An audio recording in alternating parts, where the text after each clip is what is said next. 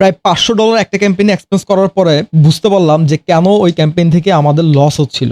Maximum মার্চেন্টেরই এটা খুব common একটা ইস্যু। মাস শেষে আমরা অনেক টাকার সেল দেখি কিন্তু লস হচ্ছে কিনা লাভ হচ্ছে এই জিনিসটা ধরতে না পারার কারণে ব্যাংক ব্যালেন্সে কিন্তু টাকা থাকে না। আমরা শুধু অ্যাড ম্যানেজার রিপোর্ট দেখেই ধরে নেই যে আমরা অনেক টাকা সেল করছি, অর্থাৎ অনেক টাকা প্রফিট হচ্ছে। আজকে খুব ইন্টারেস্টিং একটা রিপোর্ট দেখাবো আপনাদেরকে। তার আগে ইকম ড্রাইভের একটা মডিউলের সাথে আপনাদের পরিচয় করে দিই, সেটা হচ্ছে মেটা অ্যাডস পারফরমেন্সের রিপোর্ট। সংক্ষেপে যদি বলি, অ্যাড ম্যানেজারের রিপোর্ট, কুরিয়ারের রিপোর্ট এবং আপনার প্রোডাক্টের যে পারফরমেন্স রিপোর্ট আছে সবকিছুকে কম্বাইন করে আমরা একটা আলাদা রিপোর্ট তৈরি করি, যেখানে অ্যাকচুয়ালি আপনি আপনার বিজনেসের সিদ্ধান্ত নিতে পারেন, যেটা দেখে আপনি বুঝতে পারবেন যে আপনার বিজনেসে অ্যাকচুয়ালি এখন কি করা উচিত। একটা রিয়েল এক্সাম্পল দেই, আমার এখানে 4টা ক্যাম্পেইন কিন্তু অ্যাক্টিভ আছে, বাট আমি দেখতে পাচ্ছি যে একটা ক্যাম্পেইনে আমি প্রফিট করতে পারছি না।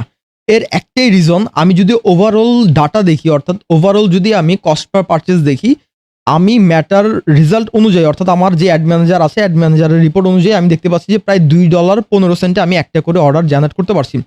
কিন্তু আমি যদি ব্রেক ইভেনটা খেয়াল করি, আমার এই প্রোডাক্টের ডেলিভারি পার্সেন্টেজ কিন্তু অনেক লো, যে কারণে আমি অনেক অল্প টাকাতে ফেসবুকে অর্ডার জেনারেট করতে পারলেও আল্টিমেটলি ডেলিভারি রেট কম হওয়ায় আমি কিন্তু এখানে প্রফিট করতে পারছি না। এই অ্যানালাইসিসটা কিন্তু আমি আমার অ্যাড ম্যানেজারের রিপোর্ট দেখে কখনো বোঝার সুযোগ নাই, যেহেতু অ্যাড ম্যানেজারে প্রপার ডাটা পাওয়া যায় না। অ্যাড ম্যানেজার আমার প্রোডাক্টের ডেলিভারি পার্সেন্টেজ সম্পর্কে জানে না, আমার প্রোডাক্টের প্রফিট মার্জিন সম্পর্কে জানে না। দ্যাটস ওয়াই আমি যখন দেখি যে আমার কোনো ক্যাম্পেইনে অল্প টাকায় সিপিপি অর্থাৎ কস্ট পার পারচেজে আমি অর্ডার জেনারেট করতে পারছি, সেক্ষেত্রে কিন্তু আমি ধরেই নেই যে আমি আল্টিমেটলি এই ক্যাম্পেইন থেকে প্রফিট করতে পারছি। কিন্তু লজিক্যালি যদি আমি চিন্তা করি যে বাংলাদেশের মার্কেটে আপনি সব প্রোডাক্টের কিন্তু সেম ডিমান্ড থাকে না। অনেক প্রোডাক্ট আপনি একটু ভালো ডেলিভারি হচ্ছে, কিছু প্রোডাক্ট একটু কম ডেলিভারি হচ্ছে, যে কারণে এখানে কিন্তু একটা ভালো পার্থক্য তৈরি হয়।